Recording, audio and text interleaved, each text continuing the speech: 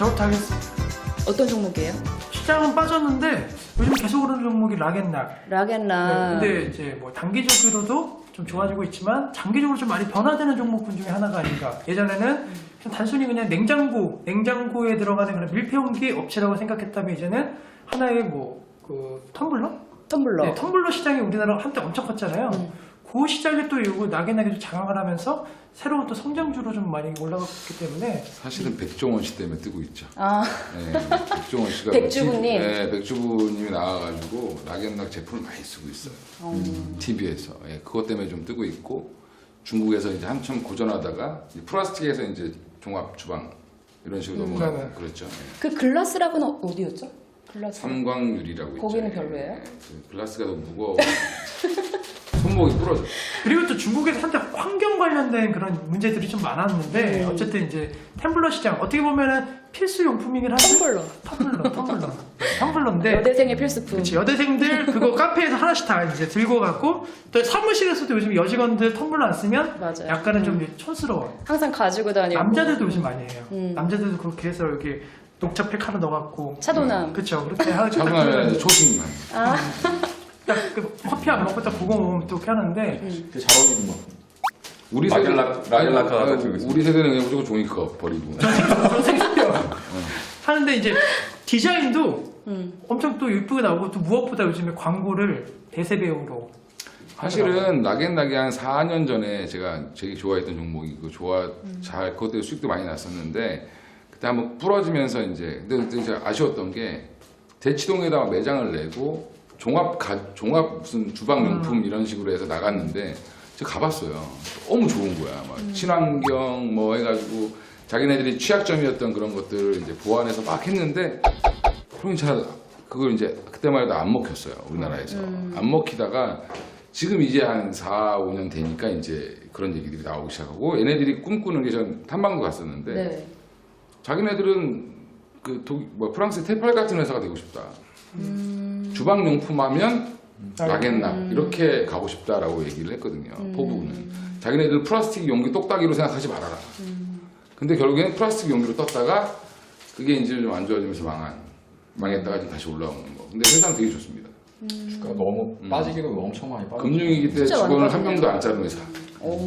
저는 락앤락을 예전에 안 좋게 본 이유가 사실 한 번 사면 다시 살 이유가 없었어요. 주방 잘 안 망가지니까. 한 번 가지고 굳이 뭐 이걸 뭐 계속 시시면 되는데 이제 문제는 텀블러는 어쨌든 유행이 지나면 디자인이 바뀌고 뭔가 바뀌면 새로 살 수 있는 주기가 빨라졌다라는 거기서 이제 장점이 생기는 것 맞아. 같더라고요. 있는데 자꾸 또 사고 싶은 게 텀블러예요. 그쵸.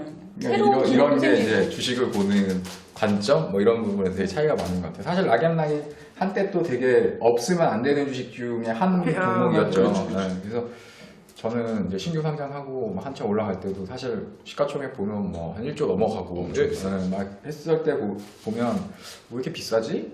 뭐 이런 생각을 갖고 있었었는데 한참 지나고 나면 이제 적정한 가격까지 좀 빠졌다가 이제 겨우 이제 올라온다고 하면 이제 사실은 이제 시작인 거거든. 주식은 다 악전 안 좋은 것들 다 겪고 막 빠질 만큼 빠지고 회사가 어려움도 겪고 뭐 적자도 좀 내고 하면서 죽으러 갔다가 이제 정신 차리고 살아나기 시작하면 이제 그때 사실은 이제 주가가 좀 제대로 된 형태를 이제 띌 수가 있는데 지금 저는 이제 상당히 오랜 기간 동안 안 보다가 지금 얘기하셔가지고 락앤락 차트를 딱 보니까 이제 사야 되는 주식이 된 것 같아요. 네, 눈여겨봐야 될 그런 종목인 것 같네요. 네. 어떤 종목이세요? 저는 사실 뭐 1분기 그다음에 이제 올해 전체적으로 실적이 좋아질 수 있는 회사 그래서 GNC 에너지를 좀 다시 봐야 되지 않을까. 사실 이제 탐방 다녀오셨잖아요. 뭐 탐방은 갔다 왔고 뭐 저희가 이제 생생 스몰캡이라는 그 방송을 통해서도 이제 또 소개도 해드리고 했었는데 10,000원대 넘어갔다가 이제 시장 조정 받으면서 한번 주저앉았다가 그 다음에 이제 또 힘을 좀 못 쓰고 있어요. 그러니까 누구나 알다시피 회사가 좋아지고 실적이 좋아지는 거 뻔하게 눈앞에 보이는데 아까 얘기 드렸던 것처럼 이제 수급이 안도로 오면 주가는 이제 안 올라가는. 근데 지금 구간이라고 하면 그때보다는 어찌됐든 한 10% 이상 이제 주가가 이제 싼 국면이고 10,000원이 넘었을 때도 사실 저는 이제 싸다라고 생각을 했는데 지금 9,000원대 정도까지 이제 빠졌다고 하면 이제 다시 한번 좀 봐야 되지 않을까. 그러니까 뭐 주식이라는 게 사실 그렇잖아요. 그러니까 또 숫자가 실적이 좋아지고 해야지만 또 주가가 올라가는 것도 아니고 수급도 어느 정도 좀 뒷받침이 돼야 되는데 지금의 자리는 숫자는 좋아지는데도 불구하고 수급이 안 좋아서 주가가 내려앉았다. 그러면 이제 거꾸로 지금 사놓으면 수급이 좀 좋아지고 시장이 좀 안정성 찾으면 다시 이제 올라갈 수 있는 가능성이 큰 거. 이번에 올라가면 사실은 이제 좀 세게 올라갈 수 있는 가능성도 좀 있다라고 판단할 수 있기 때문에 제일 큰 모멘텀이 뭐예요?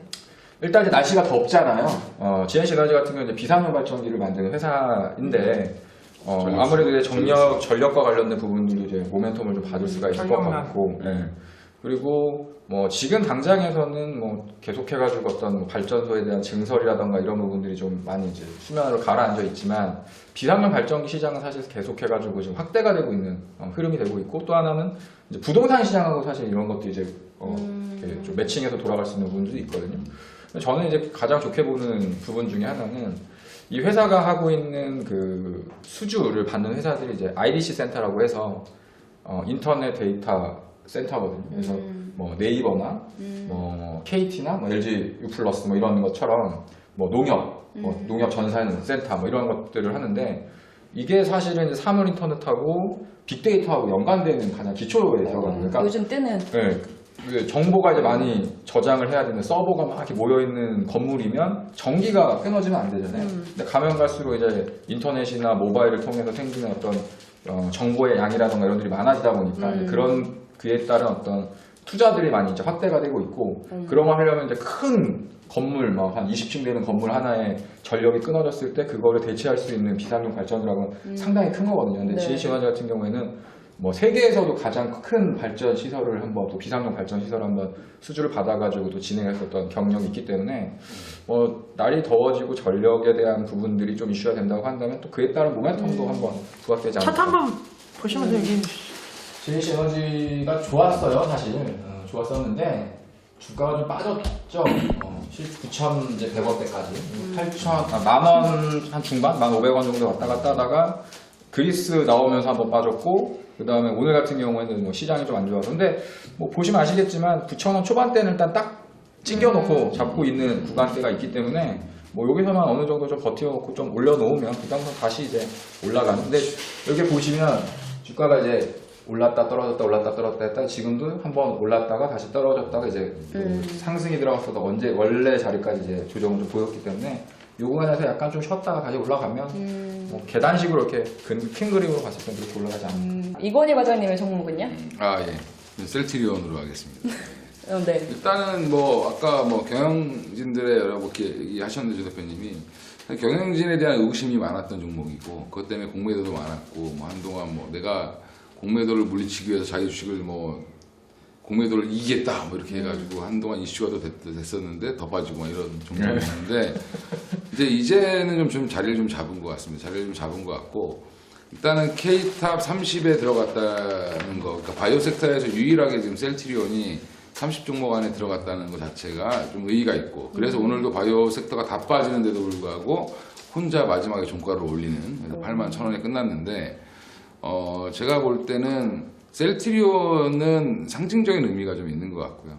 그리고 좀 앞으로 이제 향후 실적이나 뭐 아니면 향후 이제 계획들, 유럽에서 나오고 있는 뉴스들, 제가 볼 때는 우리나라에서 어떻게 보면 삼성 바이오 SPS가 상장해서 뭐 시총을 뭐 8조를 받는 여전히 하면 셀트리온은 한 20조는 가야 되는 상황이 맞지 않겠냐라고 생각을 하고 있고. 근데 너무 갑자기 진지해지셨어요. 아 그렇죠.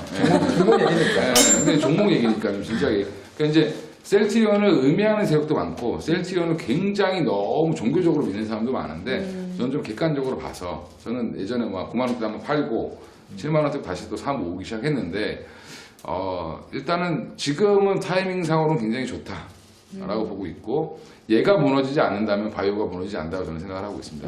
그러니까 얘는 무조건 잘 돼야 된다라고 생각을 하고 있고 뭐 그래서 서정진 회장에 대해서 욕도 많이 하고 사람들이 얘기하지만 사실은 뭐 그런 음해하는 이런 그 특정의 그런 뭐 이상한 새끼들이 이런 애들이 많은데 그런 음해를 이기고 K탑 30에 들어서 좀 더 객관적으로 검증받은 그러니까 한마디로 이제 그 유네스코 문화유산에 지정된 것처럼 이렇게 가는 그런 형태이기 때문에 뭐 향후는 좀 더 좋아지지 않겠냐. 네, 오늘도 이렇게 좋은 종목 잘 들었습니다.